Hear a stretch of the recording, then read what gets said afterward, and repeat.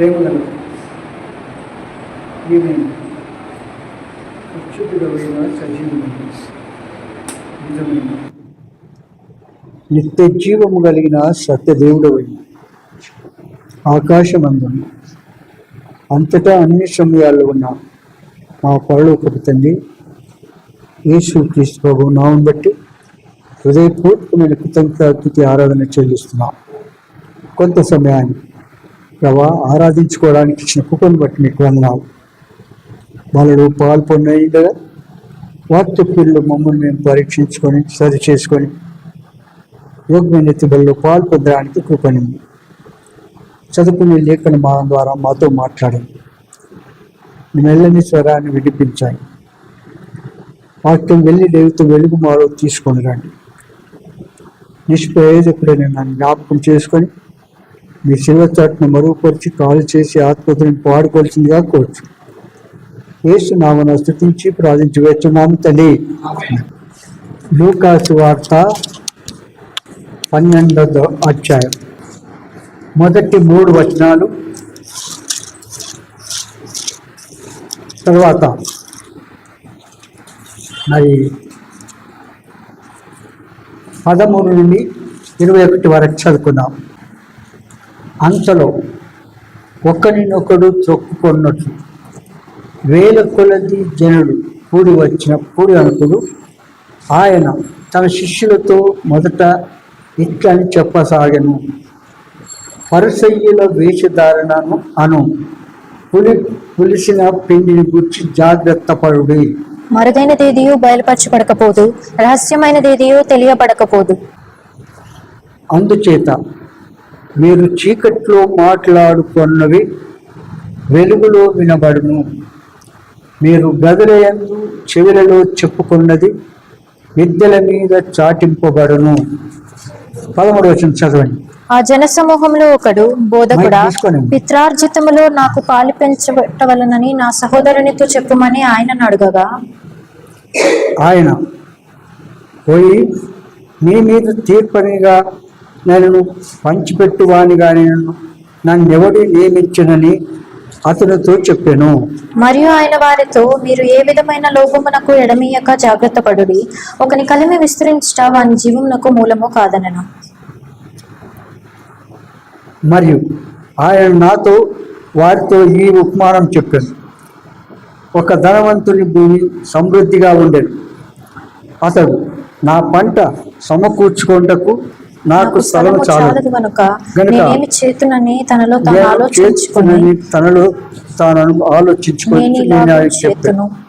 నా కొట్లు విప్పి వాటి కంటే గొప్ప వాటిని కట్టించి అందులో నా దానమంతటిని నా ఆస్తి సమకూర్చుకొని, నా ప్రాణముతో ప్రాణమా, అనేక సంవత్సరములకు విస్తారమైన ఆస్తి నీకు సమకూర్చబడి ఉన్నది. సుఖించుము, తినుము, త్రాగుము, సంతోషించుమని చెప్పుకుందును అనుకున్నాను. 20 అయితే దేవుడు, వెరివాడా, ఈ రాత్రి నీ ప్రాణం అడుగుతున్నాడు. నీవు సిద్ధపరిచినవి ఎవరి వగునని అతనితో చెప్పాను. దేవుని ఎడల ధనవంతుడు కాక తన కొరకే సమకూర్చుకున్నవాడు అలాగుననే ఉండునని చెప్పాను. చాలు. ఇక్కడ మొదటి 3 వచనాల్లో మనం చూసినప్పుడు ఆ ప్రభును వెంబడించిన ప్రజలు, జన సమూహము ఒకరికొకరు క్రిక్కిరిసి ఒకరి మీద ఒకరు పడుతూ ఉన్నట్టుగా అక్కడ చూస్తూ ఉన్నాం.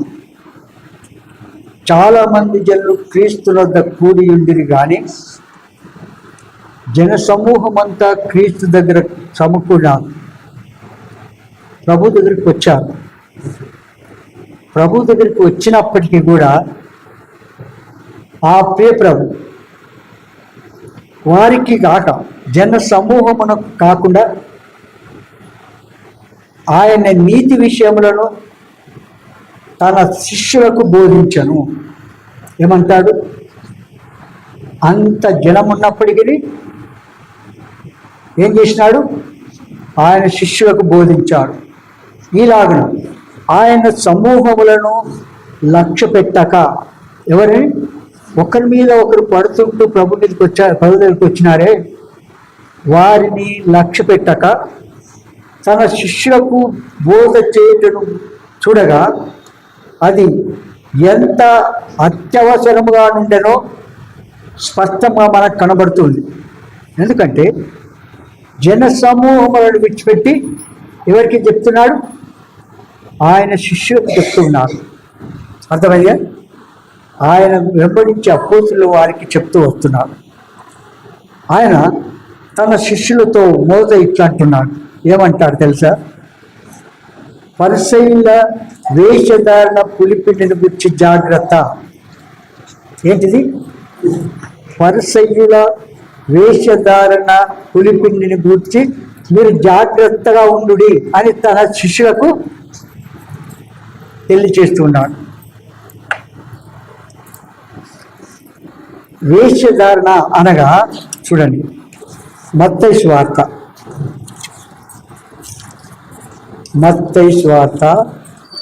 7వ అధ్యాయం. మత్తయి సువార్త 7వ అధ్యాయం 15వ వచనం.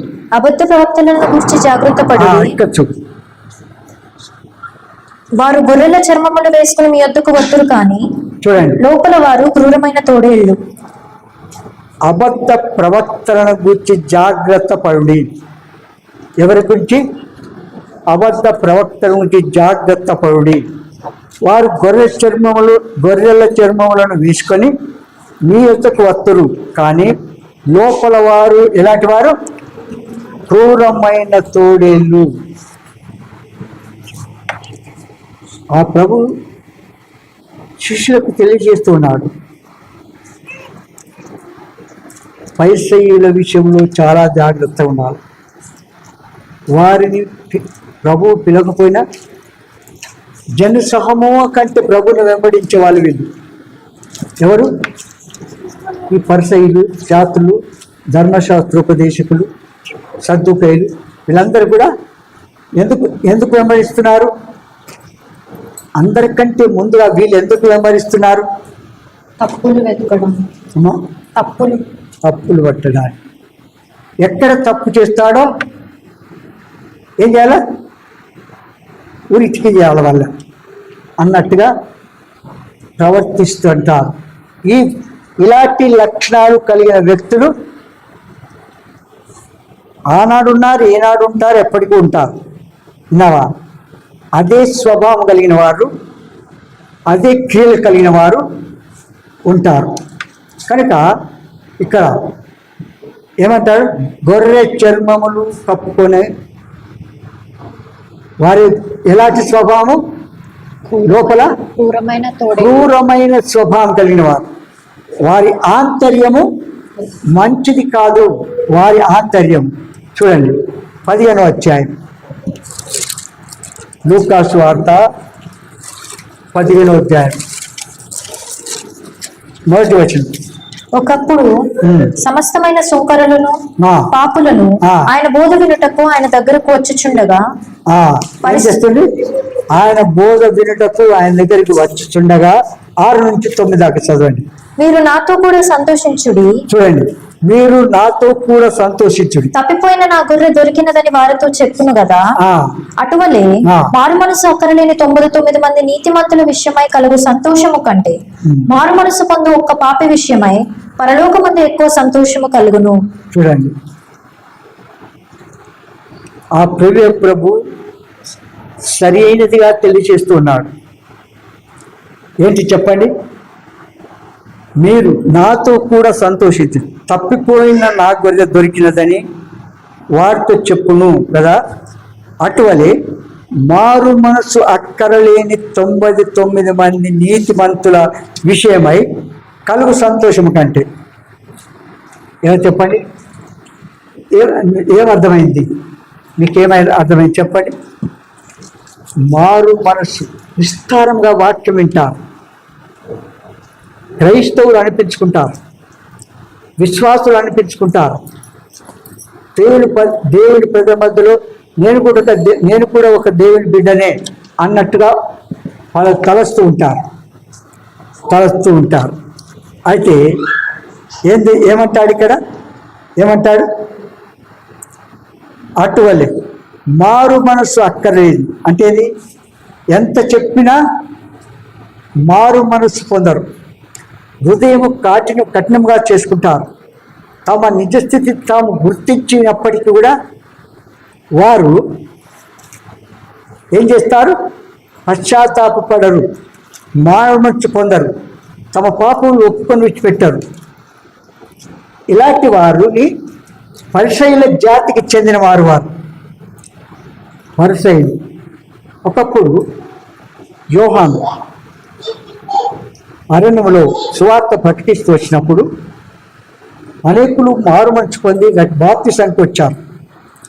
ఈ బాప్తిసం తీసుకోవడానికి వచ్చినప్పుడు మారు మనసు పొందని ఈ పరిసయ్యులు శాస్త్రులు కూడా ఏం చేస్తున్నారు? మాకు బాప్తిసం ఇవ్వమని వెంబడిస్తూ వచ్చినారు. అప్పుడు ముందుగానే మారు మనసు పొంది బాప్తిసం తీసుకోవడానికి వచ్చిన వారిని చెప్పలేదు. ఈ పరిసయ్యులు శాస్త్రులు, ధర్మశాస్త్ర ఉపదేశకులు ఆయన దగ్గరకు వచ్చి మాకు కూడా బాప్తిసం ఇవ్వు అని అడిగితే ఏమన్నాడు? వాళ్ళని ఏమన్నాడు? సర్ప సంతానమా, రాబో ఉగ్రతను తప్పించుకుంటకు నీకు బుద్ధి చెప్పిన వాడెవడు? మారు మనసు లేకుండానే బాప్తిసం తీసుకుంటారు, పాపం ఒప్పుకొని విడిచిపెట్టకుండానే బాప్తిసం తీసుకుంటారు. దేవుని నమ్ముకున్నా కదా నాకు బాప్తిసం అంటారు. బాప్తిసము నిన్ను రక్షించదు, పరలోకానికి తీసుకెళ్ళదు. బాప్తిసము దేని కొరకు? మనం కూడుకున్న సమాజం మధ్యలో మనం దేవుని పిల్లలము, పరిశుద్ధులము, మారుమంచు పొందినామని చెప్పుకొని తను వెంబడించే వారుగా ఉండటానికి మాత్రమే. కానీ బాప్తిసం పనులు అది దేవుని ఆజ్ఞ. ఏమి బాప్తిసం ఏంటిది? దేవుని ఆజ్ఞ. ఏం చేయాలి? నమ్మి బాప్తిసం పొందినవాడు రక్షింపబడును. యేసు ప్రభువును నమ్మి బాప్తిసం పొందినవాడు రక్షింపబడును. మీరు నమ్మకుండానే ఈ పరిసయ్యులు, ఏ పైసలు తెలియని వారు ఏం చేస్తారు? వారు నమ్మకుండానే బాప్తిసం అడుగుతున్నారు. విన్నారా? వారు మారుమనసు పొందకుండానే, ఆ పరిచర్య అంటే ఆ వాక్యం వినకుండానే, దాన్ని అంగీకరించకుండానే, వారికున్న జ్ఞానాన్ని బట్టి వారు ధర్మశాస్త్రం అంతా గైకుంటారు. కానీ ప్రభువును రక్షకుడుగా అంగీకరించారు. వారే శాస్త్రులు, పరిసయ్యులు. కనుక ఇక్కడ మరి చాలా తేటగా చెప్తున్నాడు. ఏమని? మారు మనసు అక్కరలేని 99 మంది నీతిమంతులు. చూడండి, మారు మనసు పొందని ప్రజలు ఒక సంచి నిండా ఉంటారు. పొట్టు పోస్తాను నేను. మారు మనసు పొందని అందరు కూడా ఒక సంచి నిండా పొట్టులాగా ఉంటారు అనుకున్నది. అందులో గట్టి గింజలు ఒక 5-6 ఉంటాయి. ఏది అక్కడికి వస్తుంది? ఏమక్క? ఈ పొట్టంతా కాల్చివేయబడ్డా అంటే అర్థమైందా? పొట్టంతా కాల్చివేయబడ్డాడంటే. కానీ ఈ ప్రజలు ఏం చేస్తారు తెలుసా? వచ్చినట్టుగా వస్తారు, ఎక్కడ కూర్చుంటారు. వాళ్ళ మేము మాతో కూడా వీళ్ళు కూడా ఎప్పుడు వచ్చినామంటే కింద కూర్చుంటే నేను అంటారు. కొందరు పైకి రావడానికి కష్టం. కొందరు చేతగాని వారు ఎక్కడి వాళ్ళు ఉంటే పర్లేదు. వయసు పిల్లలు పైకి రాకుండా ఉండడం. క్రీస్తును నమ్ముతున్నావు, నీ క్రియలు ఆయన నమ్మినట్టుగా కనపరచడము లేదు. అందుకే ప్రభు అంట అలాంటి వారిని చూసి మారు మనసు అక్కరలేని వారి వలె. ఎంత చక్కగా ఉంది చూడు. మారు మనసు అక్కరలేని 99 మంది నీతిమంతుల విషయం కలుగు సంతోషము కంటే మారు మనసు పొందు ఒక్క పాపి విషయం ఇక్కడ పరలోకంలో పరలోకంలో దేవదూతలు సంతోషిస్తున్నట్టే ఇక్కడ సంఘంగా నిజమైన బాప్తిసం తీసుకున్నారా? ఒక్కసారి మనమే కాదు, ఉపచేతి రక్షింపబడిన మనం, మన పిల్లలు, మన కుటుంబీకులు రక్షింపబడ్డారా? నిత్య జీవానికి వారసులు అయ్యారా? వారి కొరకు పట్టింపు ఏముండదు, బాధ్యత ఉంటుందా? నేను ప్రార్థన చేస్తున్న లోకమంతటి కొరకు కాదు, కన్నీటితో ప్రార్థన చేయాలి, పట్టుదలతో ప్రార్థన చేయాలి, వారిని ప్రభు దగ్గరికి నడిపించాలి. మనం కాదు, మనం చెప్పిన మాట వినరు. ప్రభు దగ్గర పరిశుద్ధాత్మ దేవుడే వాడిని నడిపిస్తాడు. నా బాల్యకాలంలో ఒక మాట ఒక సంగతి చెప్తాను, చెప్తూ ఉంటే నాకు గుర్తొస్తుంటాయి. ఒక వ్యక్తి పేరు చెప్పండి,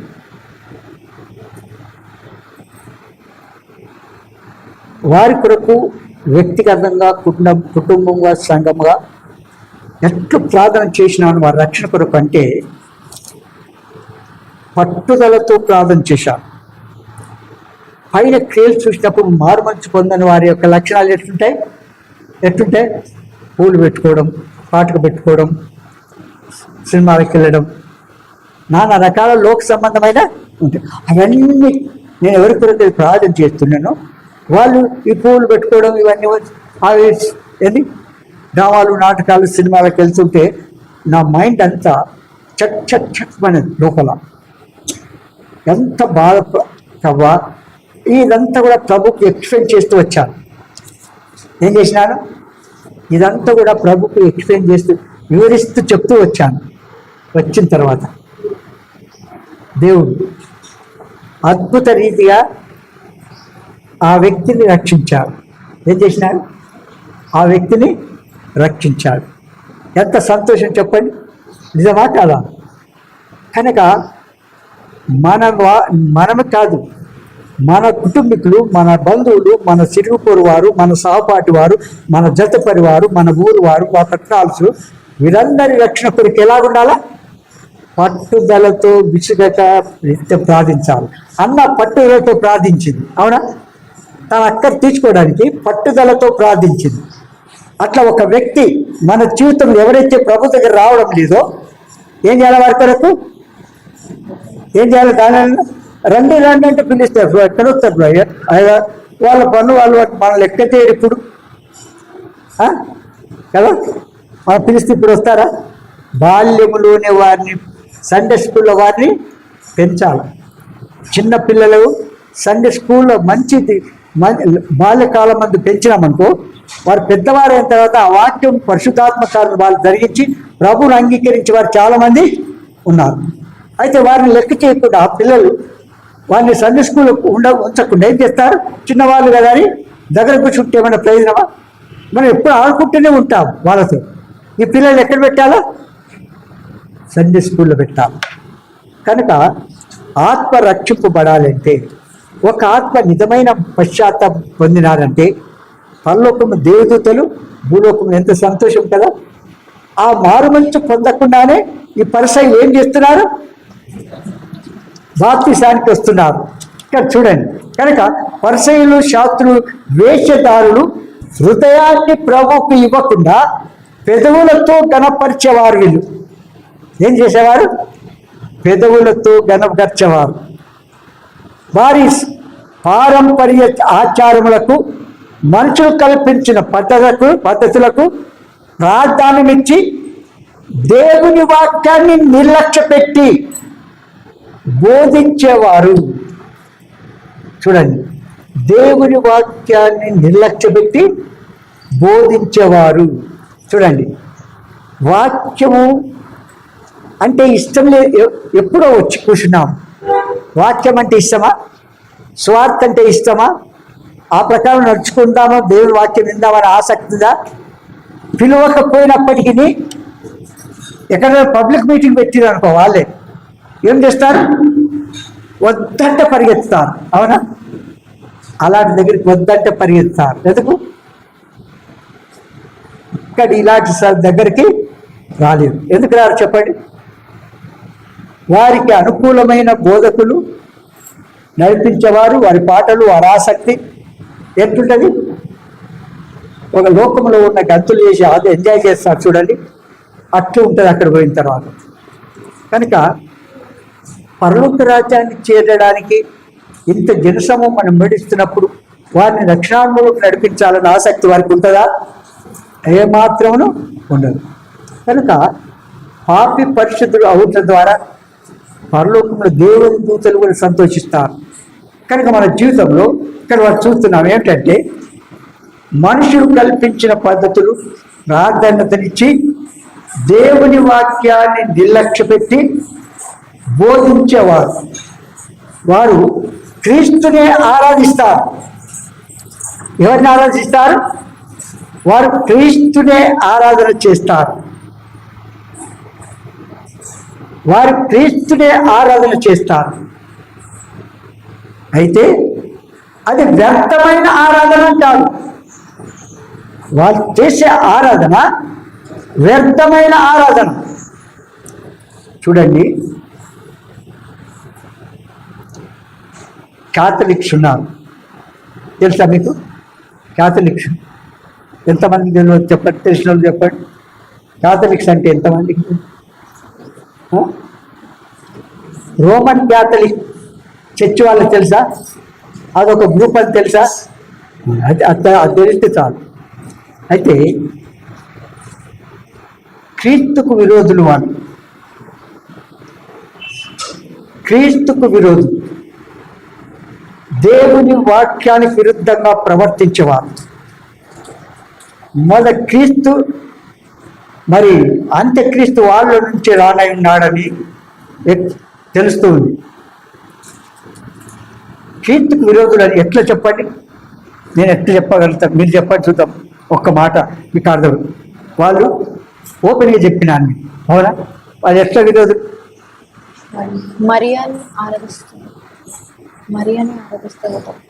దేవుడు చేయకూడదన్న పని వాడు చేస్తున్నారు.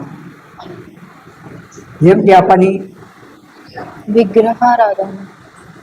ఆ ప్రభు అన్నాడు, పైన ఆకాశమందు, కింద భూమి అందు, భూమి కింద నీళ్ళ అందు ఏ రూపమునైనను ఏ విగ్రహమునైనను మీరు చేసుకొనకూడదు, వాటికి సాగిలపడకూడదు, వాటిని పూజింపకూడదు, వాటిని సేవింపకూడదు అన్నారా?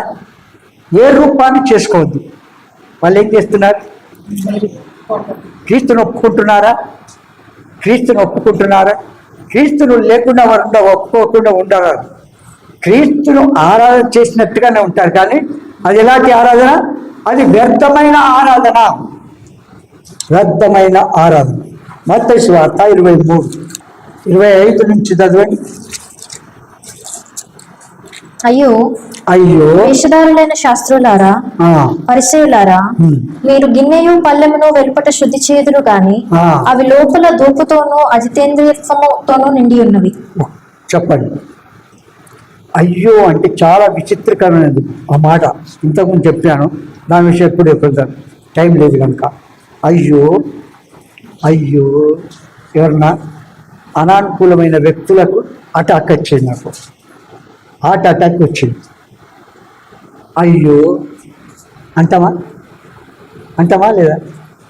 చూడండి, జేసీరావు గారు అంత పరిచయం చేస్తూ సడన్గా హార్ట్ అటాక్ వచ్చేసింది.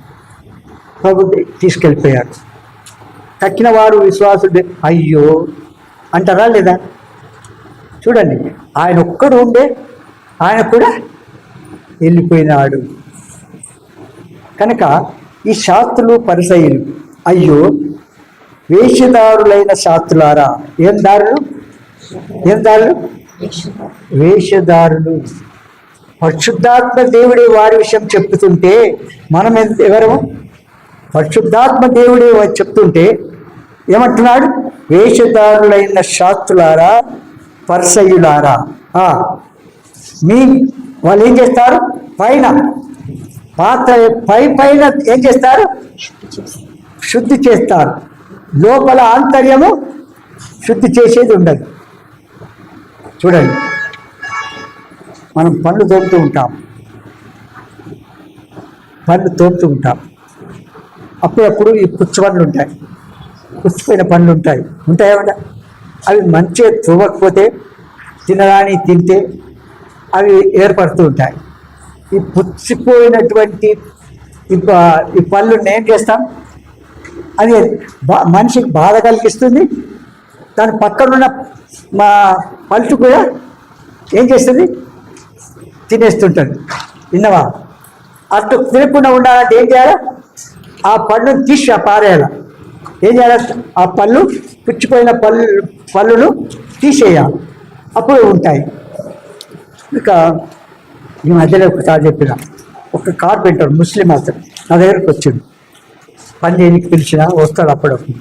పిలిస్తే నా ఏజ్ ఎంత అని అడిగిండు. పని చేసుకుంటూ చెప్పుకుంటూ వచ్చిన. నీ పండ్లు రాలిపోయినా సార్ అని.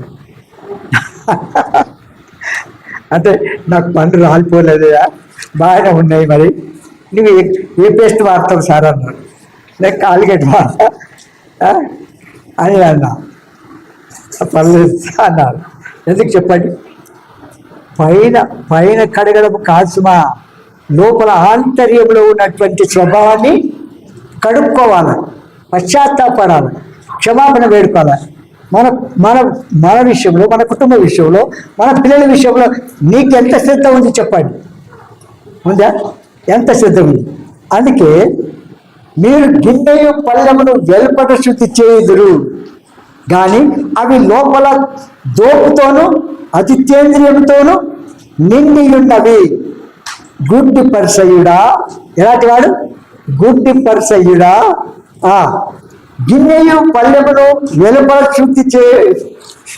శుద్ధి అయినట్టుగా ముందు వాటి లోపల శుద్ధి చేయము. ఏం చేయాలి? లోపల శుద్ధి చేయము. 27వ వచనం. అయ్యో వేషధారులైన శాస్త్రులారా, పరిసయ్యులారా, మీరు సున్నము కొట్టిన సమాధులను పోలి ఉన్నారు. అవి వెలుపల శృంగారముగా అగపడును గాని లోపల చచ్చిన వారి ఎముకలతోనూ సమస్త కల్మషముతోనూ నిండి ఉన్నవి. చాలు చూడండి, సమాధులు, వారు కట్టిన సమాధులను వారు జ్ఞాపకార్థంగా అప్పుడప్పుడు పోయి చూసి ఎప్పుడైతే చనిపోయినారో ఆ దినాలు వెళ్ళి దానికి సున్నం వేసి దాన్ని అలంకరించి, బ్రతుకున్నప్పుడు ఎంతో ప్రేమ ఉండదు కానీ చచ్చిన తర్వాత ఏం చేస్తా?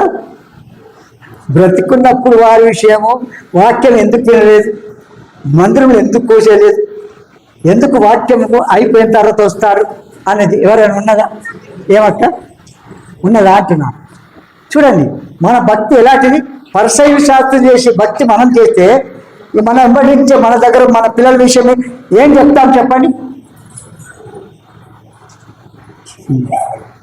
వాళ్ళు ఇక్కడ ఇంకేమంటాడు? సున్నము కొట్టిన సమాధులు అంటే పైన సమాధులు ఎత్తు బాగుంటాయి, లోపల ఏముంటాయి?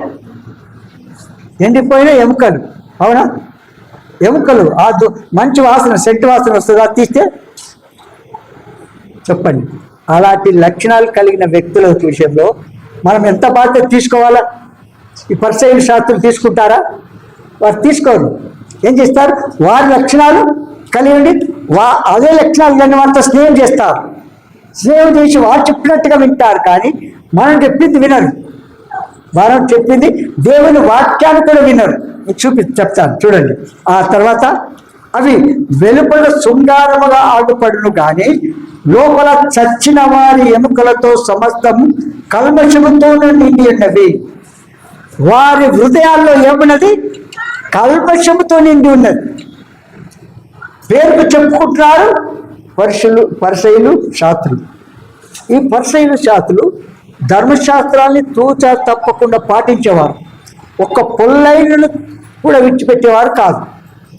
ఆ భక్తిని బట్టి వారు ప్రవర్తించే విధానం ఇలాగుందని ప్రభు తేటగా చెప్తూ ఉంటే వారిని నమ్ముతారా? వారు ప్రభు చెప్పిన వాక్యాన్ని విధేయ చూపిస్తారా? నువ్వు సకాలంకు రావు, ఎప్పుడో వచ్చి కూర్చొని నేను కూడా వచ్చినాను, ముఖం చూపించినానంటే ఏమైనా ప్రయోజనమా? ఏమక్క అర్థమైందా నా మాట? అర్థమవుతుందా? కనుక మన జీవితంలో అలాంటి లక్షణాలు మనం కలిగి ఉండకూడదు. ఆ లక్షణాలు కలిగి ఉన్నాము అంటే మనం పొందబోయే శిక్ష ప్రస్తుతం పొందకపోయినా ఒక దినము మనకు శిక్ష తప్పదు. ఇంకేమంటాడు? అలాగే మీరు వెలుపల మనుషులకు నీతిమంతులుగా నగపడుతున్నారు కానీ పరిశుద్ధులుగా, నీతిమంతులుగా, దేవుని పిల్లలుగా కనబడుతున్నారు. ఎట్లా? ఇక్కడికి వచ్చి ఎట్లా మొక్కుతారు, ఎప్పుడు లేస్తారు, ఎప్పుడు ఆరాధన చేస్తారు, ఎప్పుడు ఆమెను అంటారు, ఎప్పుడు ప్రార్థన చేస్తారు అని నేర్చుకున్నాం. లేదా? చేస్తామా లేదా? చెప్పండి. ఇప్పుడు చూడండి, ఇక్కడ అంటారు అలాగే మీరు వెలుపల మనుషులకు నీతిమంతులుగా నవ్వుపరుచున్నారు. విశ్వాసిగా కనబడుతున్నావు. నీ క్రియలు దేవుని వాక్యానికి విరుద్ధమైన తవస్తున్నావా? నువ్వు నేను రైట్ అనుకుంటున్నావు, పరిశీలన లక్షణాలు ఏంటి? మేము చేసిన భక్తి వారు చేయడం లేదని ప్రభువునే నమ్మడికి చంపడానికి వెనకాడితే ఈ పరిశీలన అలాంటి వారుగా ఉంటే మనం ఏం చేస్తాం? మనం ఏమి చేయము. అందుకంటాడు ప్రభు స్పష్టంగా, లోపల వేషధారణతో అక్రమంతో నిండి ఉన్నారు. ఎట్టున్నారు వీళ్ళు? లోపల వేషధారణతో అక్రమంలో నిలిచి, వారి హృదయంలో అక్రమంగా హృదయంలో నిలిచి అన్ని లక్షణాలు చేసినట్టుగా, విశ్వాసం అనిపించుకున్నట్టుగా, సమయం కనిపెట్టి యూదా యేసుకుని ప్రభువును అప్పగించినట్టుగా, ఒక విశ్వాసిని సేవకుని అప్పగించడానికి వెనుకాడని క్రియలు, మాటలు అవి చేస్తూనే ఉంటారు. అటు చేస్తారు కూడా. ఆ లక్షణాలు కలిగి చేస్తున్న నీవు సరి చేసుకుంటే దేవుడు క్షమిస్తాడు. లేనట్టయితే ఏం చేస్తాడు? పొందబోయే శిక్ష తప్పించుకున్నాం. అందుకే ఇక్కడ అంటాడు ఏంటంటే, ఈ పరిశీలి వారు ఎట్లా దేవుని వాక్యాన్ని నిర్లక్ష్య పెట్టి బోధించేవారు. క్రీస్తునే ఆరాధిస్తారు, కానీ అది వ్యర్థమైన ఆరాధన. ఏం ఆరాధన? అది వ్యర్థమైన ఆరాధన అని మనం అంటాం. వాళ్ళు అంటారా?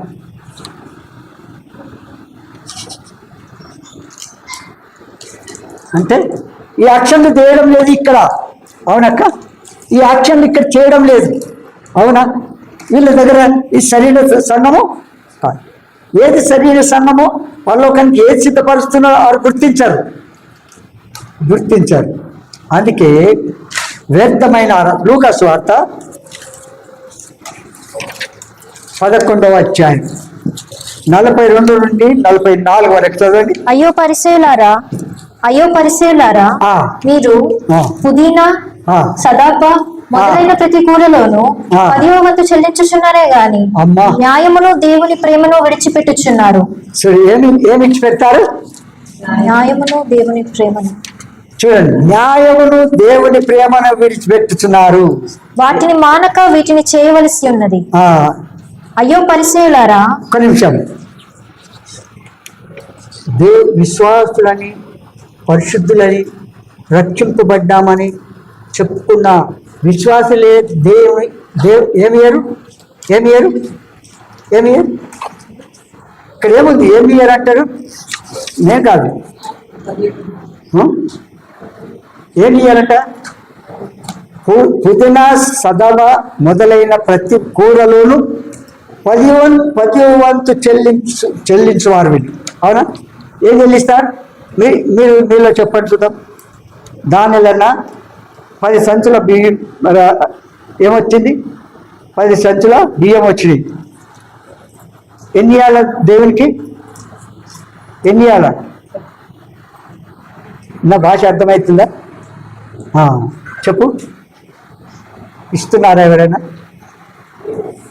ఎవరైనా ఇస్తున్నారా అంటున్నా.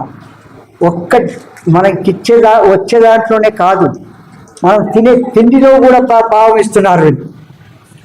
తిండి ప్రతిరోజు ఏం తింటున్నామో, ఎంత తింటున్నామో దాంట్లో కూడా ఇస్తున్నారు. అబ్రాహాము అన్నిటిలో దశభావం ఇచ్చినాడు ఆరంభ దినాల్లోని. ఆయనకి పరిశుద్ధాత్మ దేవుడు చెప్తేనే కానీ చేశాడు. అవునా? ఈనాడు నువ్వేం చేస్తున్నావు? దేవుని ఎంత దొంగెత్తిది.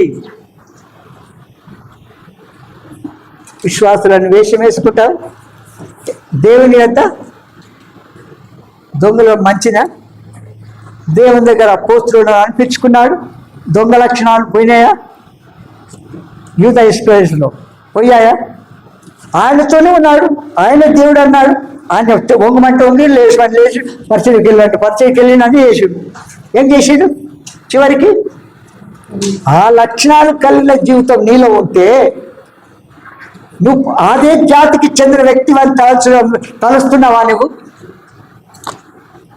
ఆ లక్షణాలు నీలో ఉంటే, అదే జాతికి చెందిన లక్షణాలు ఉంటే, వారి వల్ల నేనున్నానని సరి చేసుకుంటాననే మనసు నీకుండా వాక్యమును నిర్లక్ష్య పెడుతున్నారు వీళ్ళు. దేన్ని? వాక్యం అనే దేవుణ్ణి నిర్లక్ష్య. వాక్యము దేవుడై నేను. అవునా? ఆ వాక్యము చర్యదారే కృపా సత్య సంపూర్ణంగా మన మధ్య నివసించను. అలాంటి వాక్యాన్ని నిర్లక్ష్యం పెట్టి దేవుని వాక్యాన్ని వినకుండా ఎప్పుడో వచ్చాయి ఏదో ముఖాలు చూపించి వచ్చేస్తే ఏమైనా ప్రయోజనమా? చెప్పండి. అందుకే చదవండి ఇంకా. అయ్యో పరిసయ్యులారా, మీరు సమాజ మందిరములలో అగ్రపీఠములను, సంత వీధులలో వందనములను కోరుచున్నారు. ఇదేం కావాలా? ఏం కావాలి వీళ్ళకు? ఎందుకు ఎన్నిక లేని వారు అయినా సరే వారికి ఏమి ఇవ్వాలా? వారికి గన్ని ఇవ్వాల, చేత పట్టుకొని. ఎందుకు? పెద్దలు చేయాల. పెద్దలు చేస్తే ఇక అంత ఏం చేస్తే అపోస్తులు 12 మందికి చేసినట్టుగా మనం చేస్తున్నట్టుగా. కనుక మన జీవితంలో ఏడాది మనం వింటున్న మనం ఏం చేస్తున్నాం ఒక్కసారి పరీక్షించుకోండి. ఇంకా ఏమంటారు? అయ్యో పరిశీలన, మీరు సమాజ మందిరములలో అగ్రపీఠములను, సంత వీధులలో వందనములను కోరుచున్నారు. అయ్యో మీరు కనబడని సమాధుల వలె ఉన్నారు. ఎంత చక్కగా! ఎలాంటి వారు వీళ్ళు? పరిసయ్యులు. నువ్వు కనబడని సమాధుల వలె ఉన్నారు. ఇతను నీతో మాట్లాడుతున్నాడు. నీ జీవితం ఎలాగున్నది? ఒక్కసారి దేవుని మనుషుల దగ్గర కాదు, దేవుని యొక్క నీ హృదయం ఎలాగున్నాడు ఒక్కసారి పరీక్షించుకో. ఒక్కసారి ప్రభు ప్రేమించి మన నిజస్థితి చూపించినప్పుడు ఏం చేయాలి? వెంటనే క్షమాపణ వేడుకోవాలి. ప్రభా, నా నిజస్థితిని తెలియచేసినావు. పాపాత్మురాలైన స్త్రీ ఏమన్నా సాక్ష్యం ఇచ్చింది? ఆయనతో నా లక్షణాలని, నా నిజస్థితిని తెలియచేసిన మెస్సియా వచ్చినాడు, మీరందరూ రండి అని ఏం చేసింది? ఆమె సంతోషించింది. కానీ నన్ను గురించే చెప్పింది కనుక జెండా ఎగరేసి ఈయన ఎంటకలు గురిగిస్తా అన్నట్టు ప్రవర్తిస్తే ఏమైనా ప్రయోజనమా? సరి చేసుకునే దానికి బదులుగా దేవుడు మన నిజస్థితిని, డాక్టరు ఒక పేషెంట్ యొక్క నిజస్థితిని తెలియజేసినప్పుడు మనం ఏం చేస్తాం? సరైన డాక్టర్ని వెళ్ళి మనం ఏ ట్రీట్మెంట్ అయితే తీసుకోవాలన్నా తీసుకుంటామా లేదా విడిచిపెడతామా? చూడండి, మన సుమన వాళ్ళ పాప ఉంది, అమ్మాయి.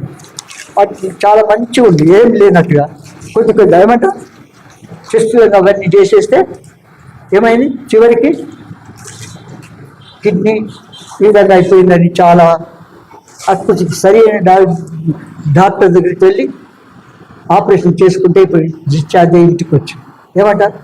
కనుక నిజస్థితి తెలియజేసిన డాక్టర్ మంచోడా చెడ్డాడా? మన నిజస్థితి తెలియజేసే సేవకుడు మంచోడా చెడ్డాడా? చెడ్డోడు. ఏమక్క కదా? నేనంటే ఇష్టం లేదు ఆయనకు. ఎట్లుండదు చూడండి.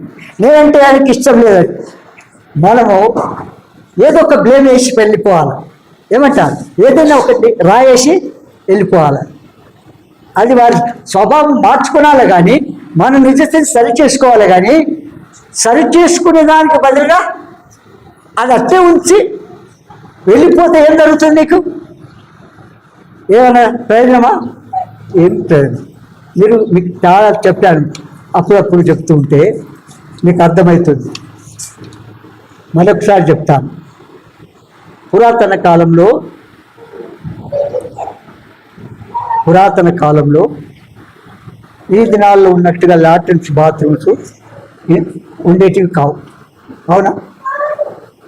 ఎక్కడ నీళ్ళు ఉంటే అక్కడ వెళ్ళాలా, లేకపోతే ఏదైనా చెంబో ఏదో తీసుకొని నీళ్ళు తీసుకొని దొడ్డికి వెళ్ళాలా లేదా? అది కూడా లేవనుకో ఏం చేయాలి? ఒక పాలిథిన్ కవర్ తీసుకొని పోయినామనుకో, పాలిథిన్ కవర్లో నీళ్ళు తీసుకొని పోతే ఈ బాటలో పట్టింది ఆయన నీళ్ళు పోతే చెప్పండి ఏమైపోయింది? కనుక మన నిజస్థితిని తెలియజేసే దేవునికి విరుద్ధంగా దేవుడు మాట్లాడుతుంటే ఎవరితో సహవాసం చేస్తారు చెప్పండి? ఎవరి మాటలతో సహవాసం చేస్తారు? పరిసయ్యులు దేవుని పిల్లలతో చేస్తారా? యేసు ప్రభుతో చేస్తారా? చెయ్యరు. వాళ్ళ మాటలు వేరు, వారి క్రియలు వేరు, వారి సంభాషణ వేరు. విన్నారా? నిజస్థితిని సరి చేసుకోవడానికి బదులుగా ఏం చేస్తున్నావు? ప్రభు స్వయంగా చెప్తున్నాడు ఇక్కడ, మీ కనబడని సమాధుల వల్ల ఉన్నారు.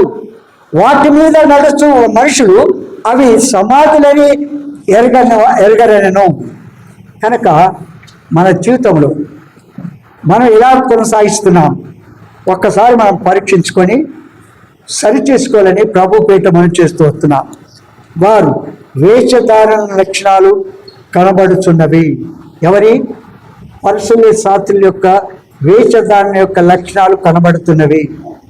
మత్తయి సువార్త 16వ అధ్యాయం. మత్తయి సువార్త 16వ అధ్యాయం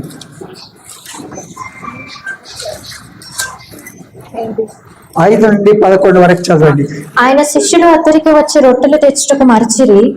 అప్పుడు యేసు చూచుకునుడి, పరిసయ్యులు సద్దుకయ్యులు అని వారి పులిసిన పిండిని గూర్చి జాగ్రత్త పడుడని వారితో చెప్పెను. చూడండి, ఇక్కడ మన జీవితంలో కూడా చిన్న మందులు కూడా ఈ చిన్న మందులు కూడా ఈ జాతికి చెందిన లక్ష్యాలు ఒక్కరైనా ఉంటారు. ఎట్లా తెలుస్తుంది చెప్పండి? వారి మాటలు వారితో ఎవరు ఎక్కిపిస్తారు తెలుసా? వారు చెప్పింది ఆ లక్షణాలు కలిగిన వారు వాళ్ళ మాట వింటారు, వారు దేవుడి మాటలు వినరు. కనుక మీరు కూడా ఎవరి మాట వినాలో? పరిసయ్య జాతికి చెందిన వారి లక్షణాలు ఇలా ఉంటాయి కనుక మీకు స్పష్టంగా చెప్తున్నాను. విన్నారా? వారి మాట విన్నారంటే వారి లక్ష్యాలు ఉంటేనే వారు వింటారు, లేకపోతే వింటారా? వినరు. చదవండి. కాగా వారు మనము రొట్టెలు తేనందున కదా ఈ మాట చెప్పినని తమలో తాము ఆలోచించుకొనుచుండిరి. యేసు అది ఎరిగి, అల్ప విశ్వాసులారా, మన యొద్ద రొట్టెలు లేవని మీలో మీరెందుకు ఆలోచించుకొనుచున్నారు? మీరింకనూ గ్రహింపలేదా? 5 రొట్టెలు 5,000 మందికి పంచిపెట్టినప్పుడు ఎన్ని గంపెళ్ళు ఎత్తితిరో అది అయినను. ఒక్క నిమిషం చూడండి, ఎంత అమాయకులు వీళ్ళు. చూడండి, ఆయన ప్రభు చేస్తున్న కార్యములన్నిటిని చూస్తున్నారు, ప్రభు చేస్తున్న అద్భుతములన్నీ చూస్తున్నారు. కానీ వారు ఏం చేస్తున్నారు? ఆయన ఏం చెప్తున్నారు ఆయన అర్థం చేసుకోలేని ప్రవర్తన కలిగినారు. చూడండి, ఇక్కడ మీకు మళ్ళీ చెప్తాను, 7వ వచనం నుంచి చదవండి. కాగా వారు మనము రొట్టెలు తేనందున కదా ఈ మాట చెప్పానని తమలో తాము ఆలోచించుకొనుచుండిరి. ఇప్పుడు చూడండి, మేము ఇట్లా మాట్లాడుకుంటున్నాం కదా, మా విషయమే చెప్పిండు కదా. ఏమంటారు? మేము ఇట్లా మాట్లాడుకుంటున్నాం కదా, మా విషయమే చెప్పిండు. అమ్మా, నువ్వు ఉంటే ఉండు, పోతే పో. ఇలాంటి సంఘం దగ్గర ఉండడం మంచిది కాదు. అవునా? వాస్తవం. ఈ మాటలు చెప్పేవారు లేరా? వారి కీల ద్వారా తెలుస్తుంది వారు ఏ లక్షణాలు కలిగి, ఏ రకమైన విశ్వాసులో, ఏ రకమైన పరిశుద్ధులో మనకు తెలుస్తుంది. ఇంకా చదవండి. యేసు అది ఎరిగి, అల్ప విశ్వాసులారా, మన యొద్ద రొట్టెలు లేవని మీరెందుకు ఆలోచించుకొనుచున్నారు? చూడండి, ఈ లేలాంటి వారు అల్ప విశ్వాసులు. చూడండి, మీలో మీరు రొట్టెలు లేవని ఎందుకు ఆలోచిస్తున్నారు? అప్పుడు అంటే 5 రొట్టెలు 2 చేపలు ఆయన చేతులు పెడితే ఏం చేసినాడు? వరుసలుగా కూర్చుంటారు, వాటిని ప్రార్థన చేసి వారికి ఇచ్చి 5,000 మంది తిని తృప్తి పడిన తర్వాత 12 గంపలు మిగిలి. ఇవన్నీ మీరు చూడలేదా అంటున్నాడు. ఏమంటారు? చూడండి, 7 రొట్టెలు 4,000 మందికి పంచి పెట్టినప్పుడు ఎన్ని గంపళ్ళు ఎత్తితిరో అది అయినను మీకు జ్ఞాపకము లేదా? నేను రొట్టెలను గురించి మీతో చెప్పలేదని మీరు ఎందుకు గ్రహింపరు? పరిసయ్యులు సద్దూకయ్యులు అని వారి పులిసిన పిండిని గురించి జాగ్రత్త పడుడని చెప్పెను. చూడండి, దేవుడు స్పష్టంగా రొట్టెల గురించి కాదు మీకు చెప్పేది, పరిసయ్యుల జాతికి చెందిన వారి గురించి. వారితో స్నేహం చేసినారంటే అదే రకమైన జాతికి చెందిన వారని తెలుసుకోవాలి. మీకు ఒక మాట చెప్తాను, ఈ మాట చెప్తున్నప్పుడు గుర్తొస్తుంది. ఒక వ్యక్తి గుణలక్షణాలు తెలుసుకోవాలంటే ఏం చేయాలా? ఆ వ్యక్తి స్నేహితులు కానీ ఇరుగు వారు కానీ ఎవరైనా ఉంటే వారి పేర్లను బట్టి ఈ జాతి ఏ జాతికి చెందిన వ్యక్తి అనేది మనం ఆటోమేటిక్గా తెలుస్తుందా లేదా? చెప్పండి, తెలుస్తుందా లేదా? వారిని అడిగే అవసరం లేదు, వారి విషయం పట్టించుకొని అక్కర్లేదు. వాళ్ళ ఫ్రెండ్ ఎవరు? ఫలాని వ్యక్తి. ఇది ప్రాక్టికల్గా నేను అనుభవించాను ఈ మాట. నా సొంత చెల్లె, నా సొంత సిస్టర్, నా తోడబుట్టిన అమ్మాయి. మేము హైదరాబాద్లో వాళ్ళు ఊళ్ళో ఉంటాం. ఒక పెళ్లి సంబంధం తీసుకొచ్చిండు నా దగ్గరికి, మా చెల్లె కొరకు. తీసుకొని రాగానే ఏ వ్యక్తి అయితే తీసుకుని వచ్చినాడో ఆ వ్యక్తి యొక్క ఫ్రెండ్ ఎవరని తెలుసుకున్నాను. తెలుసుకుంటే ఆ సంబంధం తెచ్చిన వాడి యొక్క లక్షణం నాకు తెలిసిపోయింది. నేను డైరెక్ట్ చెప్పినాను, వాడు విశ్వాసి అని వేషం వేసుకొని నా దగ్గరికి వచ్చాడు. విశ్వాసిలాగానే ఉంటాడు, విశ్వాసి అని నా దగ్గరికి వచ్చి సంబంధాన్ని తీసుకొచ్చాడు. నేను డైరెక్ట్ చెప్పినాను, వానికి ఇవ్వను అన్నా. ఎందుకు? ఆ వ్యక్తి యొక్క ఫ్రెండ్ ఎవరో ఆ లక్షణాలు వీరితోనే కలిగి ఉంటాయి. ఆ కలిగి ఉన్న లక్షణాలు ఎట్లు వారిద్దరి ఒకే మైండ్ కనుక వింటారు, ఆడిపోయి తాగపోతారు, తెస్తారు, బాగుపడు. దేవుడు మాట్లాడుతున్నప్పుడు సరి చేసుకుంటే మంచి మేలురా, లేకపోతే చెడు మీద అడిగిపోయినట్టు వెళ్ళిపోవడం మంచిదా? చెప్పండి. ఎవరిది మన నిజస్థితి చేయరాదు. ఇప్పుడు ప్రీతిగా ఈ పలానా డిసీజ్ ఉంది అన్నారు, ఇది పని చేయాలన్నారు, చేయమని వాళ్ళు డాక్టర్ చెప్తేనే వాళ్ళు ఆపరేషన్ చేసిరా లేదా? అప్పుడు ఆమె బాగుపెట్టదా లేదా? మరి ఆ విధంగా మన జీవితాన్ని సరి చేసుకుంటే బాదు మరి అలిగిపోయినట్టుగా నా మీద ఇష్టం చెప్పినారు అనడం నేరస్తో. దేవుడు ఎవరినైనా సరే ప్రతి మాట ఒక దినం లెక్కలోని తీసుకొస్తాడు. అది మంచిదే కానీ చెడ్డదే కానీ. అర్థమైందా? అది మంచిదే కానీ చెడ్డదే కానీ దేవుడు ప్రతి మాట లెక్కలోనికి తీసుకొని వస్తాడు. అర్థమైందా? ఎక్కడుంది చెప్పండి బైబిల్లో? యోబు గ్రంథం 14 వచ్చాను 16-17 చదవండి. అయితే ఇప్పుడు నీవు నా అడుగు జాడలను లెక్క పెట్టుచున్నావు. ఏం చేస్తున్నాడు? నా అడుగు జాడలు లెక్క పెట్టుచున్నావు. నా పాలు శతకాలు కాదు, లేకపోతే ఇంకో పాత్ర కాదు, ఇంకొకరు కాదు. ఎవరు లెక్క పెడుతున్నారు? దేవుడు లెక్క పెడుతున్నాడు. ప్రతి ఒక్కరి యొక్క లక్షణము, అడుగు జాడలను, ప్రవర్తనలు, తలంపులు, క్రియలు దేవుడు లెక్క పెడుతున్నాడు. అనుకోకండి, ఒక దినం దానికి తీర్పులను తెస్తాడు. అవునట్లా? నా అడుగు జాడలను లెక్క పెట్టుచున్నావు. నా పాపమును సహింపలేక ఉన్నావు. నా అతిక్రమము సంచిలో ముద్రింపబడి ఉన్నది. నా అతిక్రమము ఎక్కడ? సంచిలో ముద్రింపబడి ఉన్నది. అనుకోవద్దు, అది వెళ్ళిపోయింది. అప్పుడే మాట్లాడిపోయాను, చెప్పిపోయాను, ఇది చేసినా అది చేసినా. నీవేమైనా చెప్పు, ఆయన సంచిలో మూట వేస్తున్నాడు.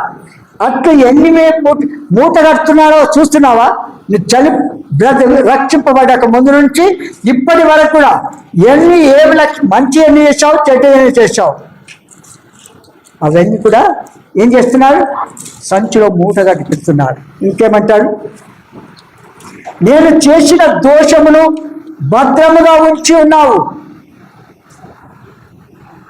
ఏమి గంగక్క, నా భాష అర్థమవుతుందా? మంచిగా చెప్తున్నావు. కన్నడ రాదు నాకు, మరాఠీ రాదు. నువ్వు అంటే నువ్వు అనాలి, అంతే కదా.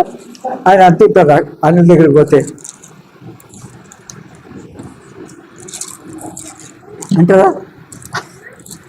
అంటారా లేదా? అట్లా అనాల కదా. కనుక ఎంత చూడండి, నా అతిక్రమము సంచిలో ముద్రింపబడి ఉన్నది. నేను చేసిన దోషము భద్రముగా ఉంచి ఉన్నావు. ఎక్కడ పోతుంది? ఎప్పుడు ఓపెన్ చేస్తాడు? న్యాయమైన తీర్పు దగ్గరికి అందరు వెళ్తారు. ఒక దినం అందరు వెళ్ళాలి. మంచివారు, చెడువారు, విశ్వాసులు, అవిశ్వాసు, సేవకులు, కాదువారు, అందరూ తీర్పు దినం ఆయన దగ్గరికి వెళ్ళాలి. ఈ మూటలన్నీ ముంగట పెడతారు, లిస్ట్ అంతా. ఏ దినం ఏం జరిగింది, ఏం మాట్లాడినా, ఏం చేసినావు. అర్థమవుతుందా? దానిలన్నా అర్థమవుతుంది. కనుక చూడండి, 2 కొరింథీయుల రాసిన పత్రిక ఇట్లే ఉంచండి. 2 కొరింథీయుల రాసిన పత్రిక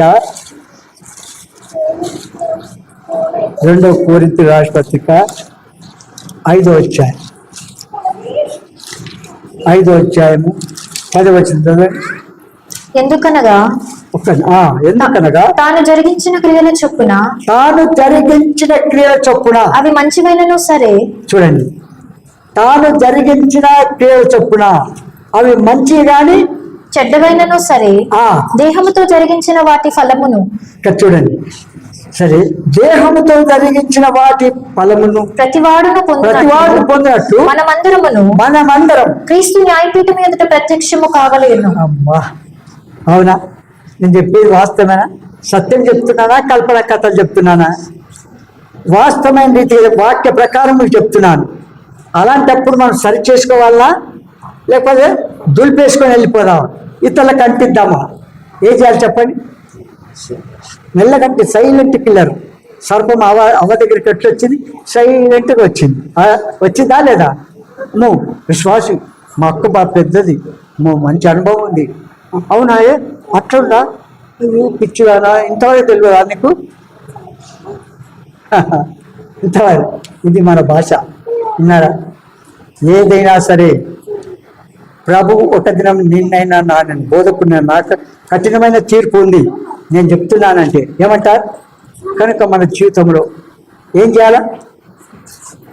సరి చేసుకోవడం, క్షమాపణ వేడుకోవడం, మనం చేస్తున్న తప్పులు ప్రభు చూపిస్తున్నాడు అని తెలుసుకొని కప్పు పెట్టకుండా కడుపుకుంటే బాగుంటుందా లేదా?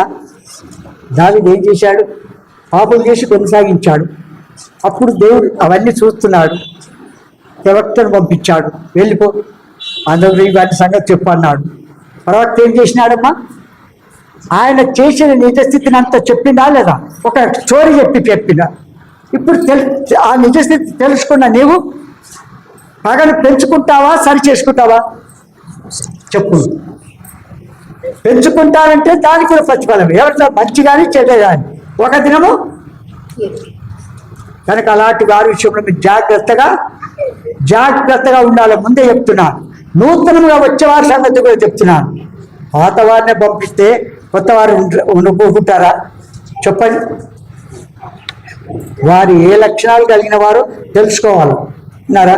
ప్రభు చెప్తాడు ఆ మాటలని. అందుకే మరొకసారి మాట చదవండి. ఎందుకనగా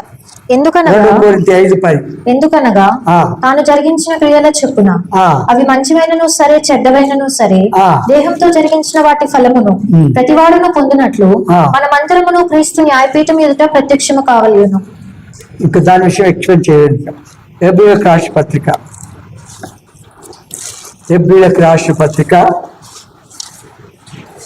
13వ అధ్యాయం. హెబ్రీయులకు రాసిన పత్రిక 13వ అధ్యాయము 12వ వచనం చదవండి. కావున యేసు కూడా తన స్వరక్తము చేత ప్రజలను పరిశుద్ధపరచుటకై గవిని వెలుపట శ్రమ పొందెను. ఏం చేశాడు? గవిని ఎదుట శ్రమ పడెను. దేని కొరకు? ఆ లక్షణాలు కలిగిన వాడిని బాగు చేయడానికి, నీ కొరకు, నా కొరకు, సర్వలోక పాపుల కొరకు, ఏ పాపం లేని, ఏ దోషం లేని, నిష్కలంకుడు, నిందాయుడు, నిష్కపడి అయిన ఆ దేవుడు, పాపరహితుడుగా ఉన్న ఆ దేవుడు ఈ పరిసయ్యుల సద్దుకైల జాతికి చెందిన వారిని సైతం రక్షించడానికి ఏం చేసినాడు? శిలువలో తన ప్రాణం పెట్టాడు, రక్తమంతా కాచినాడు. అలా నమ్మితే పాప క్షమాపణ, నమ్మకపోతే శిక్ష తప్పదు. మొదటి కొరింథీయులకు రాసిన పత్రిక 6వ అధ్యాయం. మొదటి కొరింథీయులకు రాసిన పత్రిక 6వ అధ్యాయము 10-11 చదవండి. దొంగలైనను ఏమైనా లోబులంటే చెప్పండి. అయ్యో, సంవత్సరాలు గడిచిపోతుంది చూడు. లోబులు అంటే ధనాపేక్ష గలవారు. అక్కడే రాసి పెట్టుకోండి కావాలంటే. ఏంది? బైబిల్లో రాసుకోవాలి మనం ఎక్కడైనా సరే, అప్పుడు మనకు మర్చిపోకుండా ఉంటాం. దొంగలైనను, ఎవరు దొంగలు చెప్పండి? మీరు నా యొక్క దొంగిలితిరి అంటున్నాడా? ఇట్టే ఉంచండి. మలాకి అది అందరికి తెలుసు, సందర్భాన్ని బట్టి మీకు చదివి వినిపిస్తాను. మలాకి 3 అంటే పాత నిబంధనలో చివరి అధ్యాయం, చివరి మలాకి 3వ అధ్యాయం 7 నుంచి చదవండి. మీ పితరుల నాటి నుండి మీరు నా కట్టడలను గైకొనక వాటిని త్రోసివేసితిరి. ఏం చేస్తారంట? ఏం చేసినారు? నా కట్టడలను గైకొనక త్రోసివేస్తారు. ఇప్పుడున్న వాక్యాన్ని ఎప్పుడు ముగిస్తారు? ఇంకా టైం అయిపోయింది, ఆకలి అవుతుంది కదా. కనుక ఎంత చక్కగా దేవుడు మనకు చెప్తున్నారు చూడండి. నా కట్టడలను గైకొనక వాటిని త్రోసివేసితిరి. అయితే మీరు నా తట్టు తిరిగిన ఎడల నేను మీ తట్టు తిరుగుతున్నని సైన్యములకు అధిపతి యెహోవా సెలవీయగా. చూడండి ఎంత మంచి మాట. ఆ దేవుడు నా తట్టు మీరు తిరిగితే నేను మీ తట్టు తిరుగుతాను, మీ తట్టు నేను తిరిగితే నా తట్టు తిరగండి మీరు అంటాడు. ఎంత చక్కగా ఆయన ప్రేమ చూడండి. ఎట్లాంటి వారైనా కూడా ఆయన ప్రేమిస్తున్నాడు. చూడు కింది చదవండి. మానవుడు దేవుని యొద్ద దొంగిలునా, దేవుని యొక్క దొంగిలునా, అయితే మీరు నా యొద్ద దొంగిలిత్తిరి. అయిపోయా. ఏం చేస్తుంది? నిజమేనా? మీరు నా దేవుడు అంటున్నాడా, నేను అంటున్నానా? మీరు నా యొక్క దొంగిలిత్తిరి అనే మాట నేనంటున్నానా, దేవుడు అంటున్నాడా? ఏమని అదే అని చెప్తాడు. నేను అంటున్నానా, దేవుడు అంటున్నాడా? ఎంత చక్క. మానవుడు దేవుని యొక్క దొంగిలినా, అయితే మీరు నా యొక్క దొంగిలితిరి. దేని విషయంలో మేము నీ యొక్క దొంగిలిత్తిమని మీరందరూ 10వ భాగమును ప్రతిష్టార్పణను ఇయ్యక దొంగిలితిరి. ఏం చేయలేడు? అయ్యో శ్రద్ధ గారికి అదే బోధ, పైసలు పైసలు పైసలు ఎంత చేస్తూ కూడా ఆయన ఆ బోధ అట్లే ఉంటుంది కదక్క కదా. ఒక ఆమె ఈ మాటను పట్టుకొని 3-4-5 ఫ్యామిలీని తీసుకెళ్ళిపోయింది. కొన్ని రోజులకు వచ్చింది ఇంటికి. ఎంతో భక్తున్నట్టుగా అక్కడ సంఘంలో ఇలాగ జరుగుతుందని ఇక్కడికి వచ్చింది. ఆమె విశ్వాసం ఎప్పటి నుంచో. అయితే ఇక్కడ ఏం చేసింది? శ్రద్ధగారు మనీ విషయం బోధ చేస్తున్నాడు కనుక ఆయనకు డబ్బు పిచ్చి. ఆయనకు ఏం పిచ్చి? శ్రద్ధ గారికి ఏం పిచ్చి? డబ్బు పిచ్చండి. అందుకొరకు ఆ మాటలు చెప్తున్నాడు కదా. చూడండి ఏ విధంగా మనం మైండ్ డైవర్ట్ చేయడానికి సాతాను ఎట్టు ప్రేరేపిస్తాడు చూడండి. అమ్మా కనుక ఏం చేయాలా? చదవండి. మానవుడు దేవుని యొద్ద దొంగిలునా, అయితే మీరు నా యొద్ద దొంగిలితిరి. దేని విషయంలో మేము నీ యొద్ద దొంగిలితమని మీరందరూ 10వ భాగమును ప్రతిష్ఠితార్పణములను ఇయ్యక దొంగిలితిరి. ఈ జనులందరూ నా యొద్ద దొంగిలిచునే వచ్చినారు. మీరు శాపగ్రస్తులై ఉన్నారు. మీరు శాపగ్రస్తులై ఉన్నారు. చూడండి ఎంత మాట అది. దేవుడు ఆ విధంగా ఎవరైతే ప్రవర్తిస్తున్నాడో వారిని బట్టి వారికి చెప్తున్నాడు. మీరు ఎవరంట? మీరు శాపగ్రస్తులు. నేను కాదు చెప్పేది. ఎవరు? దేవుడు స్వయంగా చెప్తున్నాడు. అంటున్నాడా లేదా? 9. కనుక నా యొక్క దొంగిలిస్తున్నారు, మీరు శాపగ్రస్తులై ఉన్నారు. నేను ఇప్పుడు సబ్జెక్ట్ ఉంది కదా, అది పూర్తి అయిపోయిన తర్వాత ఏం జరుగుతుందో చూడండి. ఆయన మానేశారు, ఆయన అట్లా అన్నాడు అని విన్నారు. అట్లా కూడా అనుకుంటున్నా. నేను వాస్తవమైన రీతిగా మీకు ఎక్స్ప్లెయిన్ చేస్తున్నానా, లేకపోతే సందర్భాన్ని బట్టి మీకు తెలియజేస్తున్నానా, సందర్భం విడిచిపెట్టి చేస్తున్నానా? చెప్పండి. కనుక ఇంకేమంటారు? నా మందిరంలో ఆహారం ఉంటున్నట్లు 10వ భాగం అంతయు మీరు నా మందిరపు నిధిలోనికి తీసుకుని రండి. దీన్ని చేసి మీరు నన్ను శోధించిన ఎడల నేను ఆకాశపు వాకిండ్లను విప్పి పట్టజాలనంత విస్తారంగా దీవెనలను కుమ్మరించేదనని సైన్యములకు అధిపతి యెహోవా సెలవిచ్చుచున్నాడు. ఆయనకి ఇచ్చేయలేదు, పట్టణాలంత దీవెనలు పొందేలేదు. ఉన్నదైపోతుందేమో. ఏమంటారు?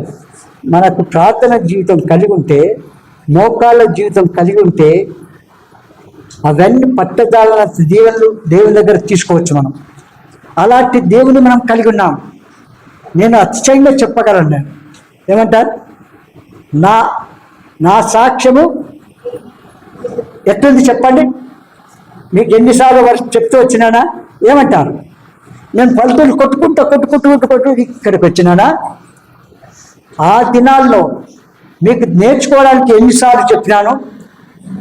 కడుపు మీద కుటుంబంలో పుట్టినప్పటికి కూడా ఆ దినాల్లో నా దగ్గర జేబులో ఎంత ఉంటే అంత బాక్స్లు వేసేవాడిని. మళ్ళీ ఆకాశ పక్షులు ఆహారం కొరకు అడుగుతున్నట్టుగా నా అక్కరకు ప్రభుకు అడిగేవాడిని. ప్రభువు నాకు అక్కర ఎట్లు తీర్చేవాడంటే ఇంత అంత కాదు, ఆశ్చర్యకరంగా తీర్చేవాడు. అలాంటి దేవుడు నేను మర్చిపోతానా? నా అడిగి ఊహించిన దానికంటే అత్యధికంగా ఇచ్చాడు. చేసినాడా లేదా? మీరు అట్లా కాకపోవడానికి కారణం ఏంటి? మీ స్థితిలో అట్లా అయితే కూడా అది మన క్రియలు ఇలాగున్న దాన్ని బట్టి మనం తెలుసుకోవచ్చు. విన్నారా? కనుక మన జీవితంలో ప్రభు మనతో మాట్లాడుతున్నప్పుడు ఏం చేయాలా? నా కొరకే అన్నట్టుగా ఉంటే మీరు సరి చేసుకోవడము, క్షమాపణ వేడుకోవడము, ఇప్పటి నుంచి నమ్మకంగా ప్రభు చెప్పింది చేయడానికి తీర్మానం చేసుకుంటే మేలు. లేకపోతే నేను చెడిపోతాను, ఇతరుల పక్కలో కూడా చెడగొడతానంటే అది విన్నోళ్ళకు క్లియర్ చేసేవారికి ఇచ్చి పెట్టారా? మంచిది కానీ చెడ్డది కానీ ఒక దినము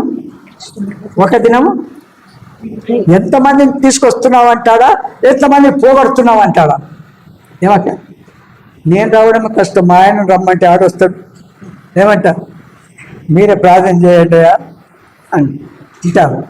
కనుక మన జీవితంలో కన్నీటితో, భారంతో, పట్టుదలతో, విసుగక మనం వ్యక్తిగతంగా, కుటుంబము, సంఘముగా ప్రార్థన చేస్తే ఆ గొప్ప కార్యాలు మనం చూస్తాం. అప్పుడు నోరార ప్రభును స్తుతిస్తాం. కనుక ఈ మాటలు ఆధారం చేసుకొని మనం బళ్ళు ప్రవేశిస్తాం, ప్రార్థన చేసుకుంటాం. ఒక మాట. ప్రియ తండ్రి, యేసునామమున మరొకసారి పాసనకి వస్తున్నాం. మా ముందుకు తీసుకొచ్చిన లేఖన భావములన్నింటి బట్టి మీకు వందనాలు ప్రభా.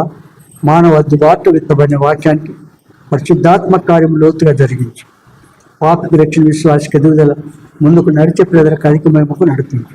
మా నిజస్థితిని తెలియజేసిన దినమందు మేము కప్పు పెట్టగా సరిచేసుకొని నిత్యత్వంలో మీతో కూడా బహుమానం పొందిన కృప అనుగ్రహించమని మరొకసారి మా బల్లో పాలు పొందినగా మమ్మల్ని పరీక్షించుకొని యోగ్య రీతిలో బల్లో పాలు పొందే కృపనిమ్మని యేసు నామమున స్తుతించి ప్రార్థించుచున్నాము తండ్రి.